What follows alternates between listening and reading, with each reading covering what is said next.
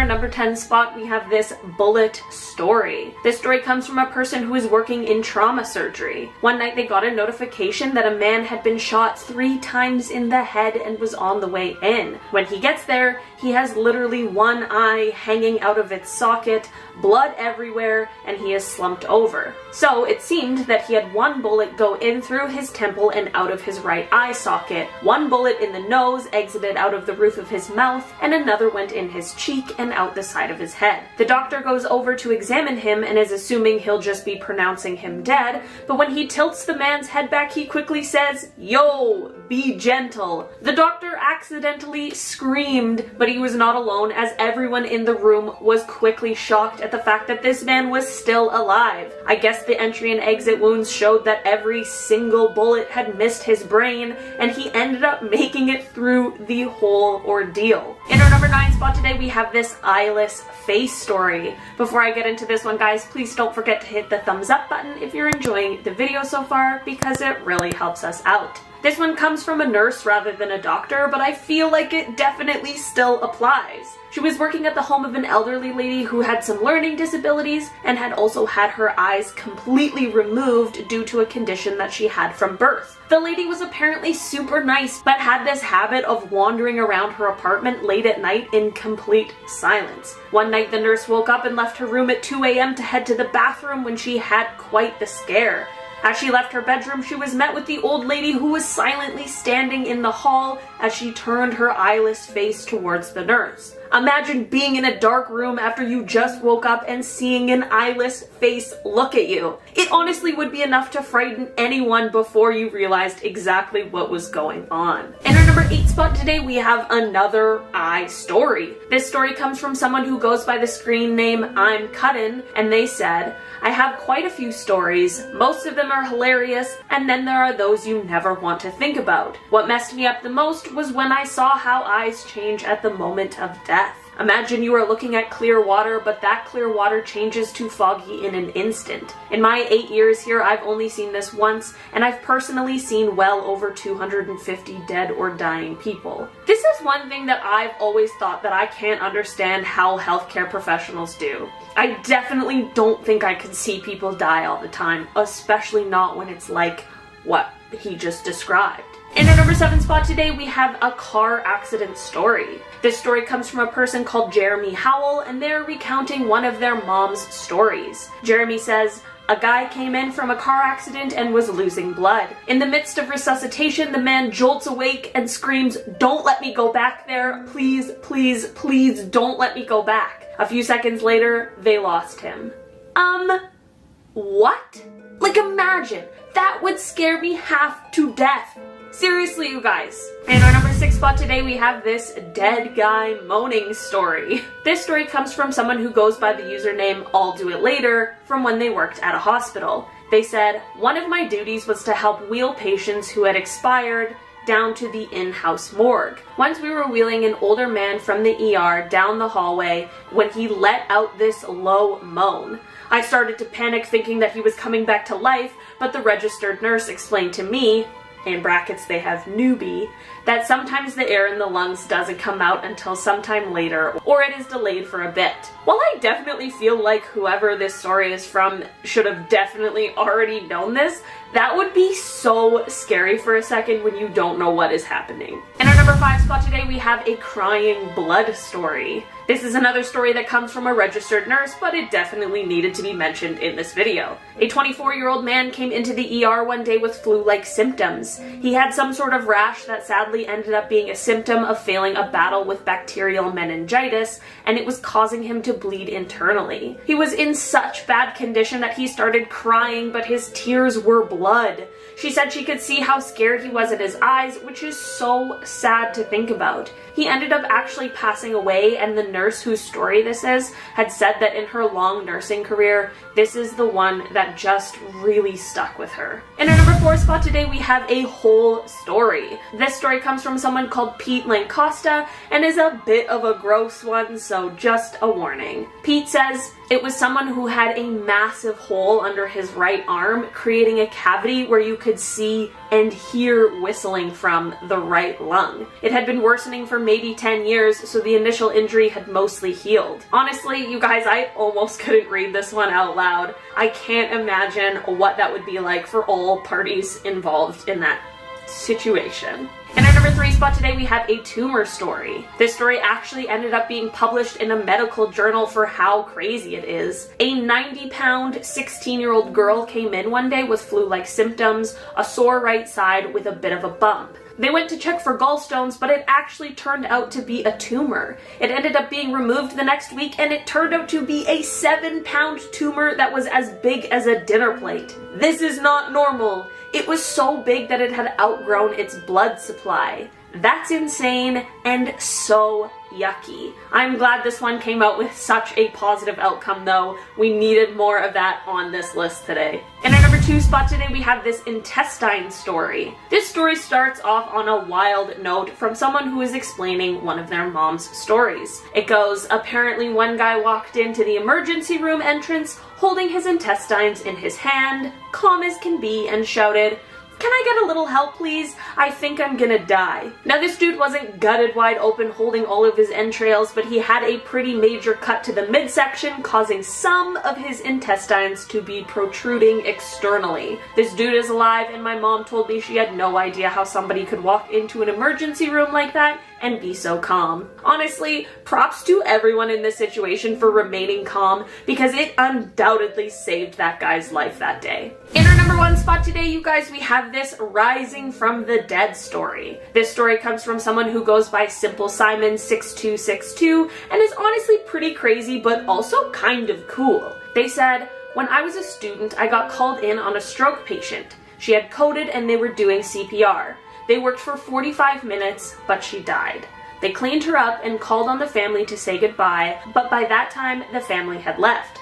She had been both brain dead and without a pulse for more than 45 minutes. Suddenly, she sat up and called for her family. The nurses rushed to get the monitors and equipment back on her. They started working on her again, she stabilized, said goodbye to her family, and then promptly died a second time." That would be so insane to witness, but I'm also so glad that she got to say goodbye to her family. I honestly think that must be the reason she ended up coming back, even if it was just for a couple minutes. Starting off this list at number 10. This story starts off with a man who has had quite a few too many alcoholic beverages walking into the emergency department.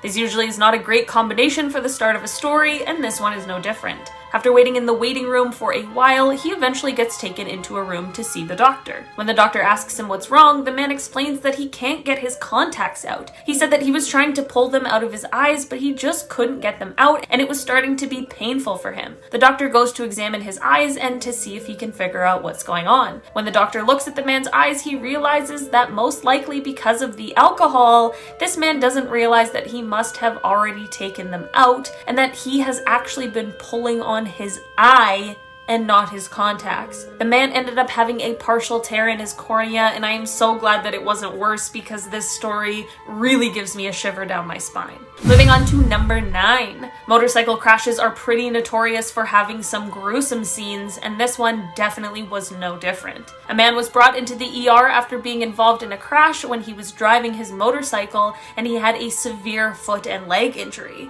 The doctor didn't know exactly how bad, but once he gets there, the doctor goes to examine the damage and decide what the next course of action should be. As he's examining the foot, he realizes that it is barely hanging on by a thread. It was so bad, he described it like a mozzarella stick that had been pulled apart. The doctor, of course, realizes how serious this situation is and of course gets this man into the operating room as fast as possible. Luckily, the doctor was actually able to save this man's foot and completely reattach it, which is amazing news. Moving on to number 8. This one is a pretty short story, as this doctor didn't include a lot of detail, but it sure is disgusting. This doctor went to see a patient who apparently had an ingrown toenail, which honestly seems pretty painful. When the doctor gets there, he realizes that this ingrown toenail is actually just a toenail that is barely hanging on at all, and that the best solution at this point really would just be to remove it entirely. The doctor gets the toe frozen and pulls the nail off, but what he reveals underneath is what he never expected. There were actually actual maggots living under this toenail, and apparently not just a few. This definitely shocked the doctor, as it was the last thing he was expecting to see, so it's no wonder this experience really stuck with him. Moving on to number 7. This story is told from the patient, but definitely shocked the doctors who were there that day. A 10-year-old girl noticed a bump on her tongue one day, but didn't think too much of it. The next day, however, the bump had really grown and it was freaking her out, so she told her mom, which is the right thing to do. Her mom took her to the emergency room, where they waited for a long time, because that's what you do at the emergency room, before they were finally taken into a room to see the doctor. The doctor comes and the girl is waiting to hear why she has a bump on her tongue when the doctor says, "I've never seen this before." Her mom is in the corner crying out of worry, and this 10-year-old girl thinks doctors know everything, so she's obviously freaked out that he doesn't know what's going on. 5 more doctors and the chief of staff came to take a look at this bump, and they decided that the best course of action was to poke it. They applied a local anesthetic so that it wouldn't hurt, but she could feel the pressure as they poked around. The doctor then asked, "When was the last time you ate popcorn?" The 10-year-old replied a few days ago, as she could clearly remember, since she was trying not to chew it loudly while she was watching the X-Files Sewer Monster episode. As it turns out, a popcorn kernel had suctioned itself to her tongue, and since the tissue on your tongue regenerates so quickly, the kernel was basically just absorbed into her tongue, which is what was giving it a bump. Definitely a pretty crazy story that I am glad had such a simple solution and ending. Moving on to number 6. This story comes from the Reddit user Cow, and is a story they got from their neighbor. This neighbor was working in the ER one day and described it as one of those days that is just bloody. She explained that there was an unbelievable amount of really bad nosebleeds that day for some reason, and she was constantly dealing with people who were getting woozy from their nosebleeds. A guy walks into the ER, and as she turns around, she sees him holding a bloody rag to his face. She's thinking to herself, really? Another nosebleed? She asks the man to lower the rag so that she can see how bad it is, and he listens. When he lowers the rag, though, she sees that his jaw literally drops, like almost completely off of his face, except for a few tendrils of skin that were holding it on. She calmly asked the man to put his rag back on his face, which he does, and then she quickly escorted him to the trauma center so that he could get the help that he needed. I do not know how our healthcare professionals stay so calm in these kinds of situations, because I would absolutely panic. Moving on to number 5. This is a story that comes from a studying doctor's professor, and it takes place in rural Alabama. A couple came into the emergency room after they had been quite intoxicated and ended up getting in a huge argument. During the argument, the woman in this couple accidentally fell off of their porch and into some shrubs. Of course, the argument immediately stopped, and the man rushed over to see if she was okay. She was basically fine, aside from a few scratches, but he noticed that it seemed like during her fall, something had gotten stuck in her arm. Since they had that liquid courage, plus I'm sure the worry about the cost of medical care, the man decided to get some pliers and just remove the object himself.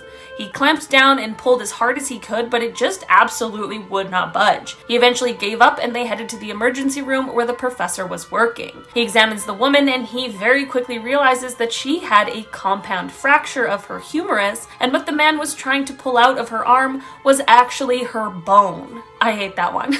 Moving on to number 4. This story comes from Lado Telly on Reddit and is a story from when their mom was earlier on in her medical training. A man came into the ER with some foot issues, so she began to do a foot exam. Upon first examination, his feet were extremely gangrenous, which is usually what happens to a limb when the tissue starts to decay as there is insufficient blood flow. She quickly knew that there was a slew of issues she was about to need to take care of on his feet, and decided that the best first step would be to soak his feet before dressing them. She prepared a basin of warm water and placed his feet in there to soak, and while they are soaking, she heads off to get some other work done. About 30 minutes later, she returns to the room since the feet have probably soaked for long enough. As she goes to remove his feet from the water, she realizes that all 10 of his toes had come off in the water and were floating. So gross. This story is another one from Lado Telly on Reddit, as both of his parents were doctors. So this one comes from his father and is based in Scotland in the early 90s.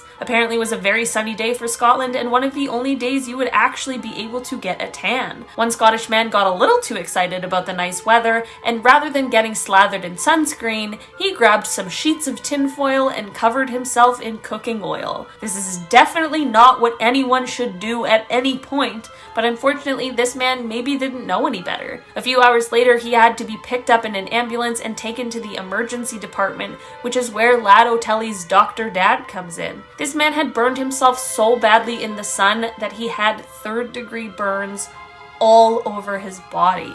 Moving on to number 2. This story comes from Sideshow87 on Reddit, as they're explaining one of their father's stories, as he was an emergency room doctor for 20 years. Just to make the story more clear, this user refers to his father as Dr. J. A patient came into the ER one night holding his stomach, and the front of his jacket was bloody. Dr. J could tell that he was really out of it, and he also seemed to be under the influence. Dr. J asked what was going on and if he could explain the issue, and the patient responded that his stomach was hurting him. Dr. J says, "Let's take a look," and goes to pull the guy's jacket and arms back so that he can examine the stomach, when things take quite a turn. As the guy pulls his arms away, his intestines literally start to spill out on the floor, which really explains why his stomach was hurting so bad. The patient apparently very matter-of-factly explained how he sustained these injuries and how he realized he probably needed to go to the hospital. I'm sure this was definitely one of the more shocking days on the job for Dr. J. Moving on to number 1. This story comes from someone who's recounting their dad's story, as he is a doctor who we'll call Dr. K. Dr. K was off duty one day and went to pick up some pizzas for his family. As he was just turning onto the street the pizza place was on, he heard a very loud crashing sound. He turned around and realized that a motorcycle had just slammed into the side of an SUV. His face ended up taking a lot of the impact, so his helmet flew all the way off of his head and about 30 feet into the air.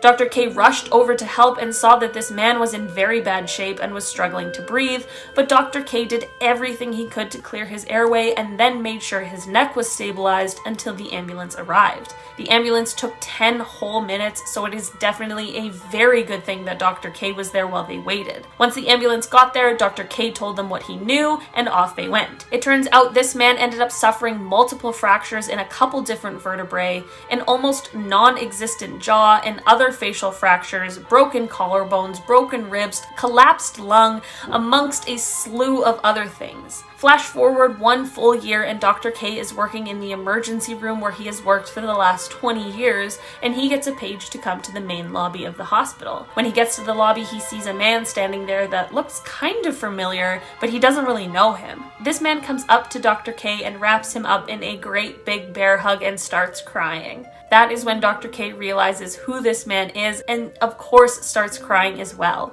The man just keeps repeating, "Thank you, you saved my life." They chatted for a while about the recovery process and how his physiotherapy was going. Apparently Dr. K has said it was one of the best experiences of his life. Oh, that was so nice. I just liked the ending of that one, which is why I had to put it at number 1, because it just really leaves you with that warm, fuzzy feeling. Starting us off at number 10 is Hannah. This story kind of got me upset. I don't know why. Like, Amy, you know that anxious feeling in your stomach and like you just feel a bit sad? That's what it made me feel like. So this one was shared by a Reddit user called RKelM, who worked at the hospital. They said there was one day where a little boy was brought in an ambulance. He had had the common cold, then his parents had tucked him into bed real warm, but it started getting worse. The toddler started going in and out of consciousness, and despite trying their best doing a rapid intubation, the boy ended up passing away a few days later. But before he did, anytime his parents weren't at the hospital, he kept talking to the user about his baby sister Hannah. And this hit way too close to home for the user, who had a son similar in age to him and a daughter called Hannah. Either way, the boy dies and 2 years go by and the same family comes in with their sick daughter, and the daughter was called Hannah, which was weird. When the boy mentioned her, the user assumed she was at home alive and well, but she hadn't even been birthed or conceived yet. How did he know he was gonna have a baby sister called Hannah?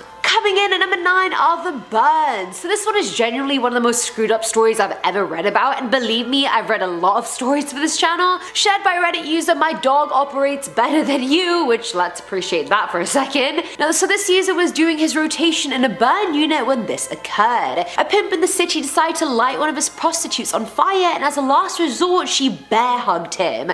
As you can imagine, both of them suffered pretty severe injuries, especially her since she also had inhalation burns. They were both being treated in the same ICU, but on opposite ends of the hospital, understandably so. A few weeks go by and eventually the woman succumbs to her injuries and passes away. Not even 30 minutes after she dies, the pimp starts screaming on the other side of the hospital saying, "Get her out, get the goddamn bitch out of my room." This dude was seeing her ghost in his room and freaking the hell out. Honestly, if I was her and I died because of him lighting me on fire, I would haunt him till the day he dies. No cap. Don't give a shit. At number 8 we have pediatrics. Pediatricians must have so much patience since they're the ones dealing with your baby until they're 18.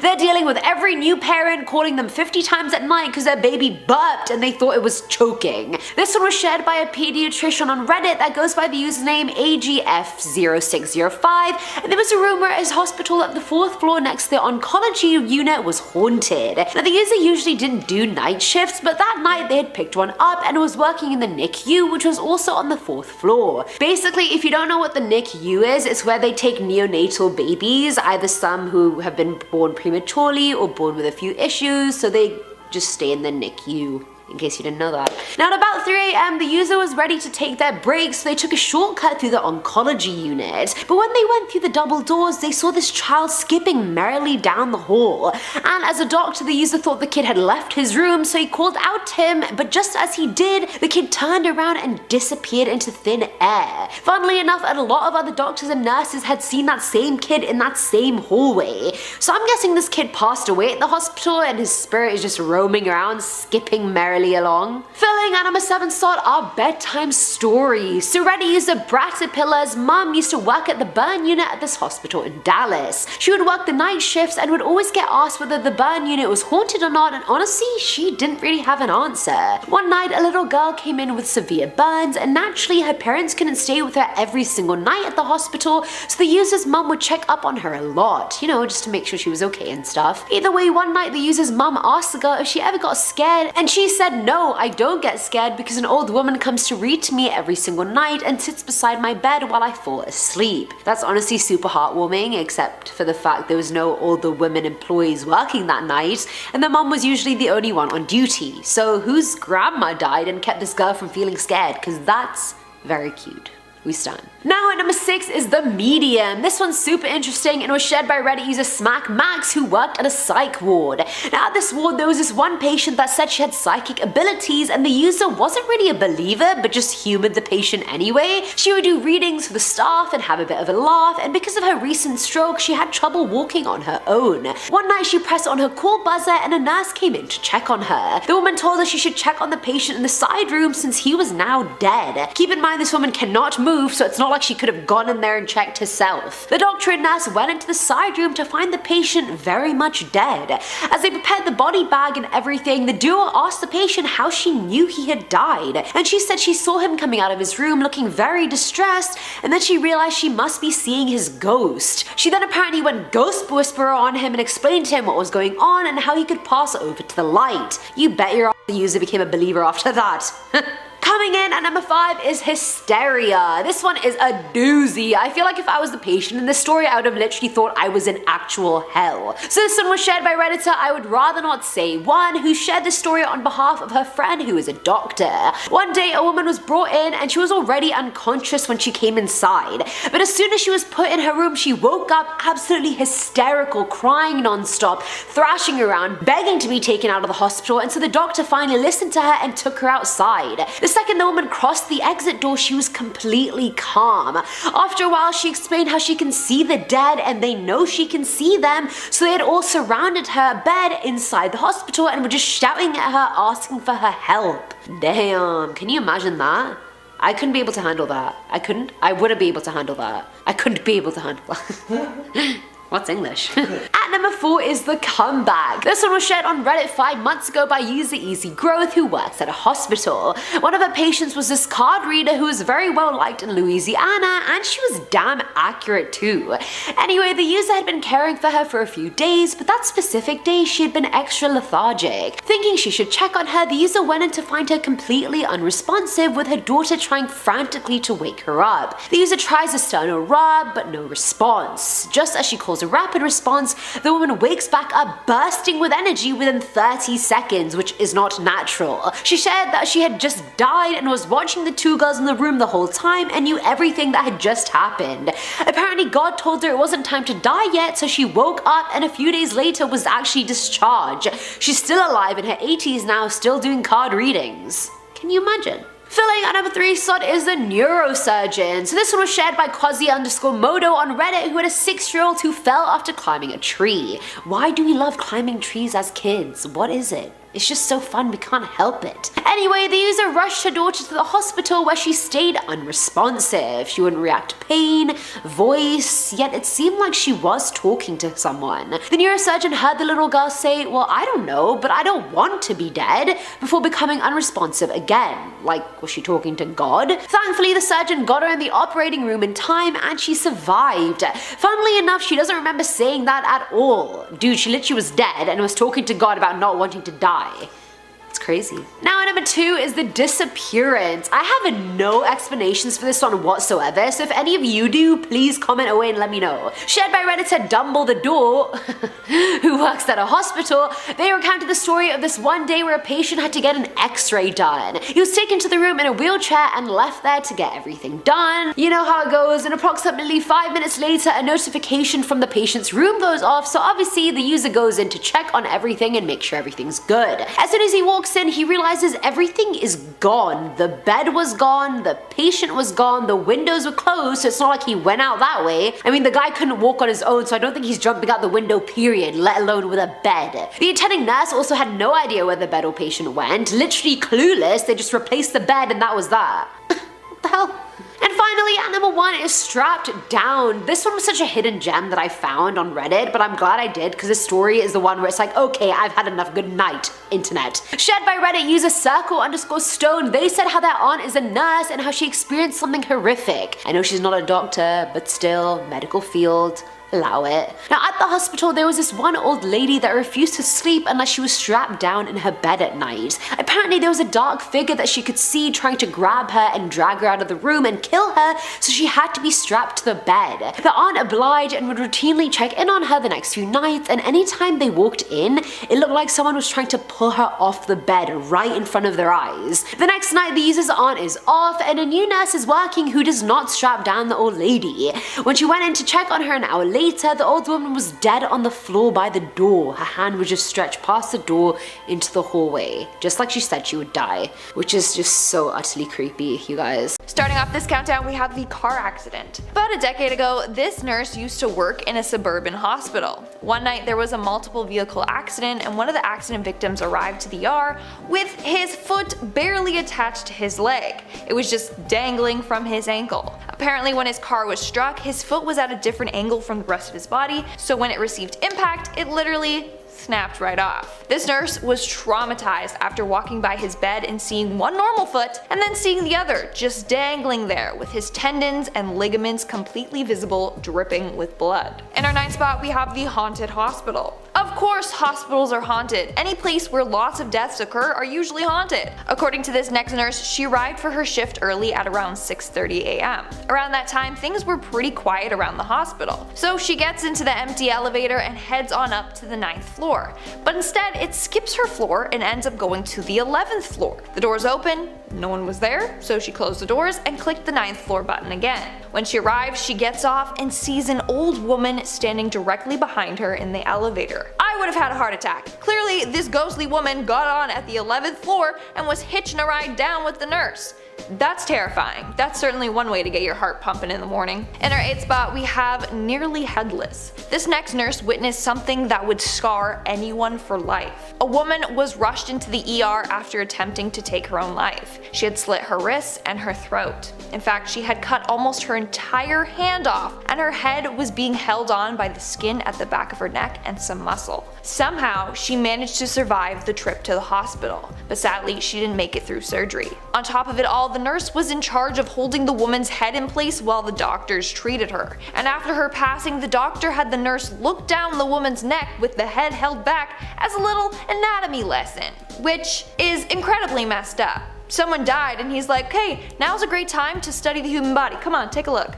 No, just no. Moving on, at number 7, we have the motorcycle accident. This story comes from Reddit user Doc in a Box. One night, a motorcycle driver was involved in an accident and suffered from 3rd-degree burns all over his body. Sadly, he was dead on arrival. So this dude's job was to transfer the man from the ambulance gurney to the ER bed. But upon doing so, the charred skin on his back separated and his body slipped to the floor. They were left holding his skin while his body just lay there. In our 6th spot, we have the last moment.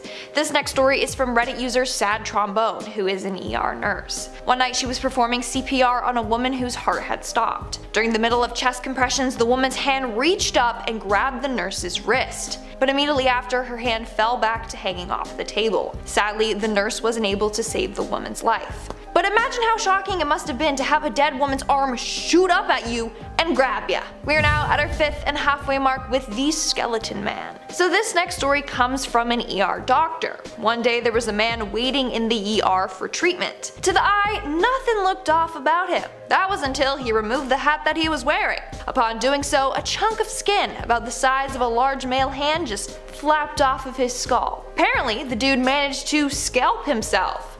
But here's the thing. This happened 3 days ago, and he was only now getting treatment. Turns out he was duct taping it down so that it would stay on, or he was wearing that hat so it would stay in place. Eventually, when the hat trick wasn't working as well, his wife convinced him to come into the hospital. I can't. Like, isn't that painful? How do you wait 3 days before treatment?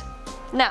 Coming in at number 4, we have the makeshift bandage. So if you ever get injured, leave it to the professionals to help you, okay? Chances are you're only gonna make things worse, like this next guy. So apparently this guy was out hiking when he fell on some rocks. The rocks ended up cutting a 3-inch long, half-inch deep gash into his leg. When he arrived at the ER, he had a bandage on his leg. When it was peeled off, his wound was completely black with dark chunks of fungus falling out of the wound. Apparently, when he was hiking, the man decided to make a makeshift bandage by chewing up leaves and moss and then mixing it with mud from the river, and then he literally stuffed it into his leg to seal the wound. That's what I like to call an infection waiting to happen. In our 3rd spot, we have the man in the room. Imagine looking after a patient who told you he was seeing ghosts in his room. This is exactly what happened to this next ER nurse. So the patient was admitted to a room in the ER at around 1:30 in the morning. But as soon as he was rolled into the room, he started freaking out, talking about him. He kept asking the nurses if they could see him. He was so freaked out he demanded a new room. Once in the new room, he was fine and he fell asleep. The next morning, the nurse went to check in on the man, and that's when he said that the hospital room needs to be exorcised. Apparently, the him he was talking about is a very angry dead man who didn't want anyone else in his room. I would refuse to ever go in that room if I was her. On top of that, the nurse claims that weird things would always happen in that room. Like it was always cold, no matter what, and the lights would always flicker on and off by themselves. Of course, she never thought much of it until this man came in and told her it was indeed haunted. In our 2nd spot, we have the puncture wound. This next guy was admitted into the ER after a full-on fence entered his torso just below his ribs and exited his body above his opposite shoulder. That's a big yikes. Apparently he got into a car accident and hit a fence, which then went right through his car and then right through him. The dude was fully conscious when he arrived to the ER and apparently told the nurse, and I quote, "I seem to have a splinter that I think you might need to remove." Honey, I think it's more than just a splinter. Thankfully, the man managed to survive getting the post and all the wood chips out of his body, but he did have to spend 1 month in the ICU. And in our number 1 spot today, we have the limb. This next man came into the ER claiming that his arm had been lopped off during a farming accident. He pointed to his left arm, but his left arm appeared to be intact. It wasn't unattached at all. But they did notice that the man was holding a blanket over his shoulder. When they took the blanket away from him, his whole left arm came with it. I would have fainted. That's a big no from me. Starting off this countdown, we have The Price is Right. Earlier this year, several doctors in Michigan were being investigated after doctors were posting photos of their patients' organs on social media. The doctors were then playing a Price is Right game, being like, how much does this organ weigh? Take a guess. Very unprofessional. Plus, one of the posts showed a patient right in the background. Other photos sparked a competition with the caption, "The longest one wins." Apparently, this is what a number of doctors were playing with each other. They were caught, obviously, and the photos were removed.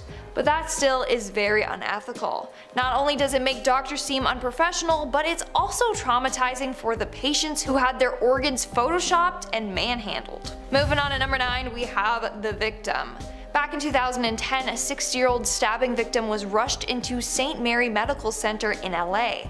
Sadly, they passed away after the doctors were too busy taking photos of the man and posting them on Facebook instead of actually treating him. He passed shortly after the photos were taken. Not only is this a breach of patient privacy, but it caused the patient his life. That time spent taking the photo potentially could have saved him. What's worse is that the photos were shared all over Facebook and over texts. So a man lost his life and they didn't think sharing images of him right before his death was wrong? How sick. In our 8th spot, we have the skull saw. Take a look at this scary, monstrous device. Aren't you glad it's from the 1800s and not now? This is a picture of the skull saw. It was used from the 1830s to 1860s during brain surgery. The doctors would crank this saw to cut through the skull. Thank gosh, times have changed. But still, I can't help but to cringe at the thought of that. Imagine a doctor pulling out that big device and bringing it close to your face. No thank ya. That's bound to make anyone scared of doctors. Coming in at number 7, we have the corneal transplant. Now, I'm not even sure if I'm allowed to show this photo on YouTube, so I'm just gonna describe it in great detail, just in case. We might have to censor it. Anyways, the photo I'm referring to is one of a corneal transplant. It features the patient's eye stretched wide open after the surgery. So you could see the damn stitches in the person's eye. Now, I don't know about you, but anything to do with eyes gross me out. Like in horror movies like Saw, when people have to do stuff to their eyes, it makes me squirm and cringe. So seeing this and knowing that there's stitches in that sensitive area, gives me the creeps. Now this photo is obviously meant for medical personnel. Obviously, random people like us seeing it turns us off and might prevent someone from getting this important surgery. Coming in at number 6, we have the smoke enema. Thank gosh doctors don't practice this anymore. So basically, a smoke enema was given to drowning victims because it was thought to help resuscitate them, or warm them up if they were in icy waters. So they'd insert it into their bum and force smoke up there. This was practiced during the mid-1700s until the early 1800s. It took them that long to figure it out that it wasn't really working. Now, what I want to know is who the hell invented this and thought it was actually a good idea. All that would do is damage your colon or make you toot. We're now at our 5th and halfway mark with the dancing surgeon. Back in 2018, Dr. Wendell Davis Boutte in Atlanta was facing several malpractice lawsuits as she was exposed for posting videos and photos of her dancing while performing surgery. One of the patients was Latoya Archine. She was horrified after seeing herself unconscious while her doctor danced around her. In another clip, her doctor is dancing while swinging her skin around. After the surgery, she realized that her flesh wasn't even cut in a straight line. She blames this on the dancing. Not only that, but her whole procedure was botched. Another patient of Boutte was left with brain damage after a tummy tuck gone wrong. In the end, more than 20 videos were found on YouTube. Boutte had to pay $190,000 in malpractice fees, and 38 patients are entitled to refunds from their botched surgeries, and she got a 2.5-year suspension. Moving on to number 4, we have the disturbing photos of patients. So it seems as if doctors love taking and sharing photos of their patients. It happened to a 23-year-old model who was taken to a hospital in Chicago after binging on alcohol. While in the ER, a doctor took photos of her looking very anxious and disheveled, and then posted them on Facebook and Instagram. Another example would be a doctor who took a picture of an attractive patient in the ER and posted her image on Facebook. He captioned the photo, "I like what I like. That's disgusting."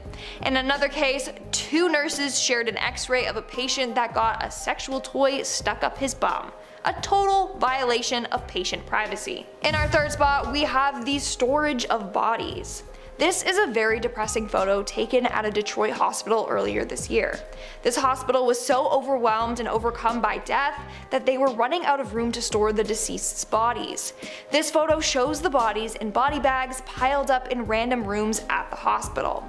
It's very sad how many millions of lives were lost because of this pandemic. This photo serves as a scary reminder. My heart goes out to any families who lost anyone. Moving on to number 2, we have the big leak. Back in February of this year, hundreds of thousands of personal patient records were leaked online and were accessible for anyone to view. This included videos of patients, photos, body scans, x-rays, and pages of personal information. This happened due to the fact that the information was being stored on an unprotected server. 900,000 patient records were accessible online. Obviously, the hospital was in a panic trying to correct their mistake. That information should have not been out there for just anyone to see. In fact, it could have allowed hackers to create a comprehensive profile of their victims. These patients could have become victims of identity theft or fraud, you name it. And in our number 1 spot today, we have the unconscious patient. In 2013, a doctor from BC was suspended and fined after taking pictures of an unconscious and nude patient. He then sent this photo to another staff member. The photo was of the patient's catheter site. And not only that, they were making fun of the patient and sent the photo alongside a joke. In the end, the doctor was fined $20,000, but that was to the College of Physicians and Surgeons. I don't even know if the patient was compensated. I hope they were though, that is absolutely traumatizing. They also were only suspended for 6 months. Absolutely sickening. Starting off strong with number 10, bloodletting. How about when they used to use leeches for everything? You know? Got a sore arm? Leeches. Sexually repressed? Leeches. Already bleeding? Leeches. You know? Obviously in the pursuit of better medicine we have had to get over some growing pains, but sometimes I find out things on this channel that I really wish I didn't need to know. In the 1800s, the French went through 40 million leeches in a year. But they weren't just applied to our legs and forearms, no. For more delicate places they would attach the leech to fishing line and then lower it down a person's throat or put it up where the sun don't shine. Yeah. According to a Handbook of Uterine Therapeutics and Diseases of Women, 1868, leeches were applied to their sensitive areas in order to relieve uterine disease, sexual excitement, and exasperation. In fact, the British gentry had their wives leeched every 2 weeks, and sometimes the leech would get lost up there. Don't worry, it would make its way out eventually. But also, doctors still use leeches to this day, but for actual scientific research due to the anticoagulant qualities. So that's kind of cool, but still, for everything, really? Number 9, they don't know everything. This isn't to add skepticism to seeking medical advice when you need it, especially after this year.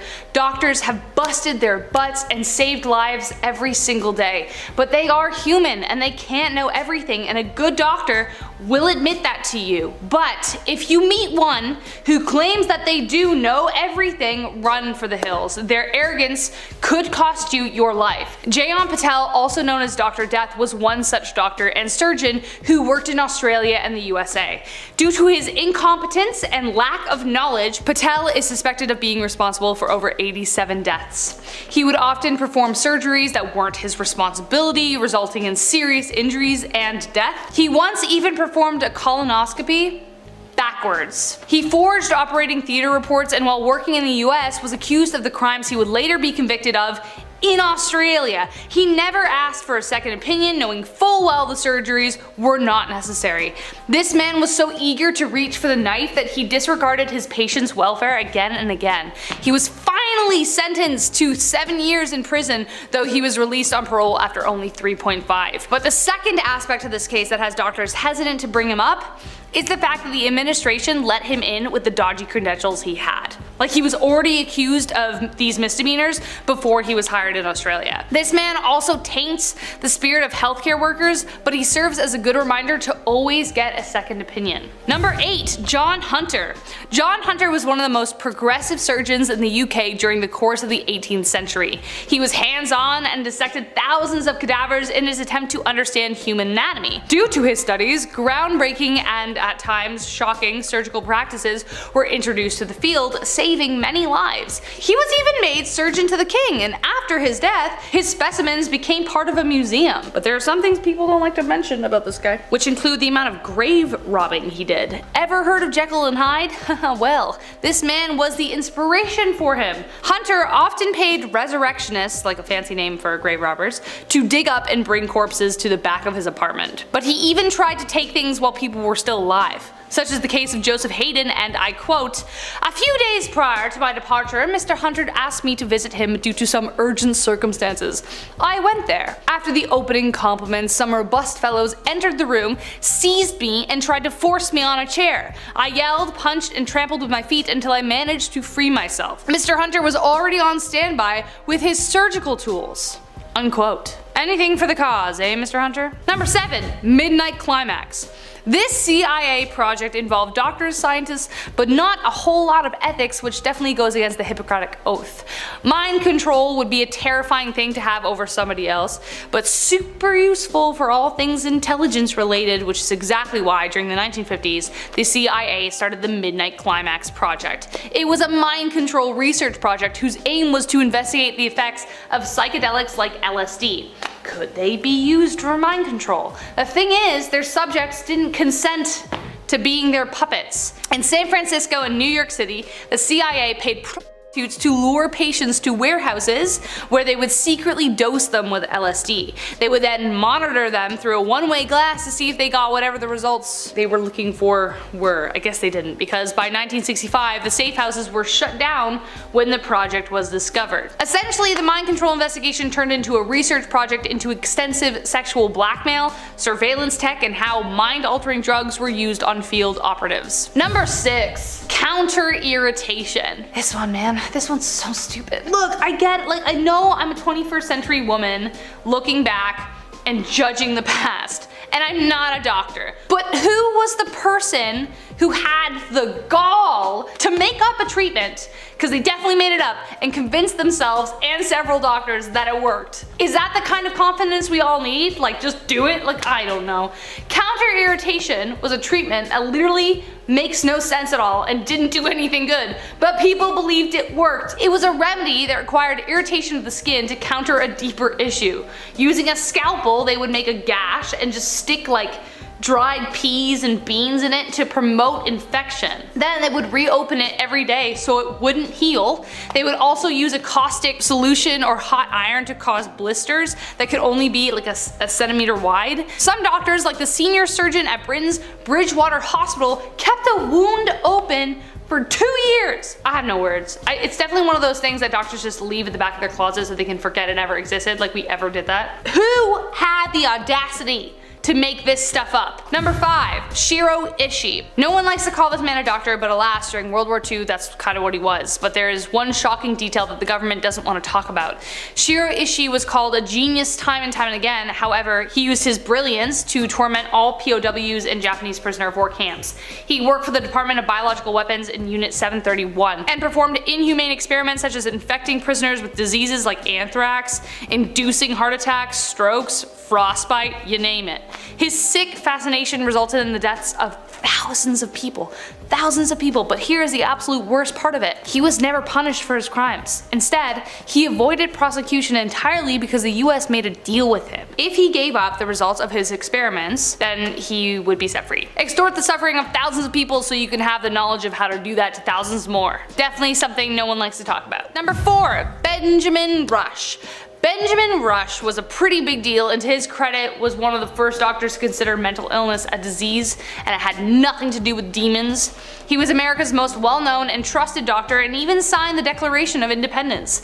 He had some successes that laid the foundation for what doctors know today, but some of his methods are questionable. He believed that mental illness was due to bad circulation and swelling in the brain. So he would douse his patients in cold water in the winter, for example. He would twirl patients from ropes on the ceiling for hours on end to help circulation, but his most famous invention was the tranquilizer chair. The patient would be strapped to a chair, arms and legs, and their head would be covered by a wooden box. There was also a hole in the bottom for the patient's business, and they would be kept there for hours. Doesn't sound like the humane treatment everyone thought he did. A cruel case of trial and big time error. And coming up to number 3, the wandering womb. I love this one. The ancient Greeks thought the wombs of lonely, frustrated women broke free and wandered up the body, causing hysteria and pain. To remedy this, doctors recommended doing the deed, and that thoroughly helped.